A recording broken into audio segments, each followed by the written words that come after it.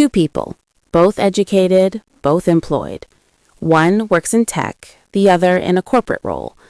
Together, they earned well over 6 figures a year. On paper, they're winning. But in real life, they're anxious. Their savings are thin. An unexpected expense sends them straight to a credit card.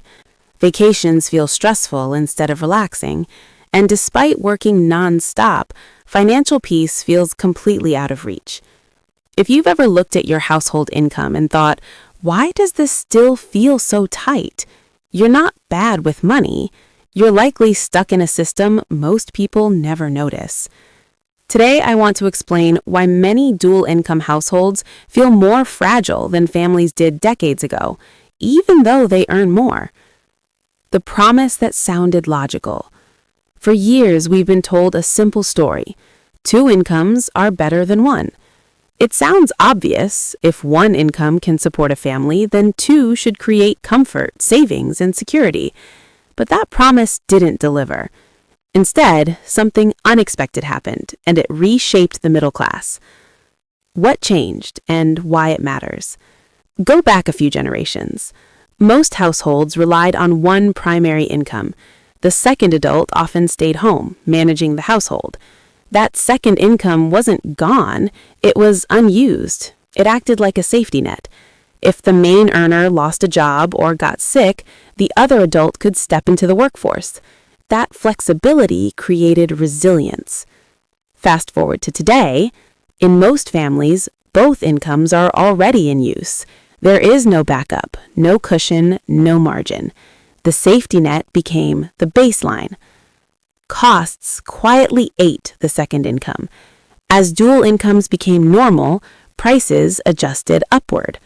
Homes weren't priced for 1 income anymore. They were priced for 2. Good school districts became bidding wars. Healthcare costs exploded. Childcare turned into a second mortgage. Commuting, convenience spending, and burnout expenses quietly multiplied. So while incomes rose, fixed costs rose faster. The result? Families didn't get richer, they just got more dependent. Why the second income often barely helps. Here's the uncomfortable math most people never run. That second salary looks great on paper until you subtract higher taxes, childcare, transportation and vehicle costs, time-saving expenses like takeout, cleaning, and services. By the time everything is accounted for, many households discover something shocking.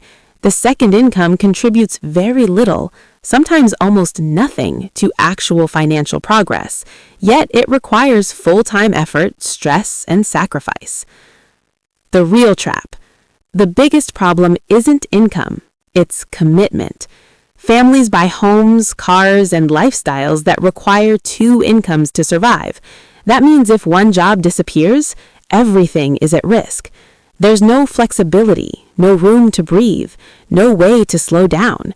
That's why high-income households can feel constantly on edge. They're not poor, they're overcommitted. A smarter way to think about dual incomes. The solution isn't quitting work or rejecting ambition. It's changing the foundation. Build your life so 1 income can cover the essentials: housing, transportation, basic living costs. Then treat the second income as optional: savings, investments, debt payoff, long-term freedom.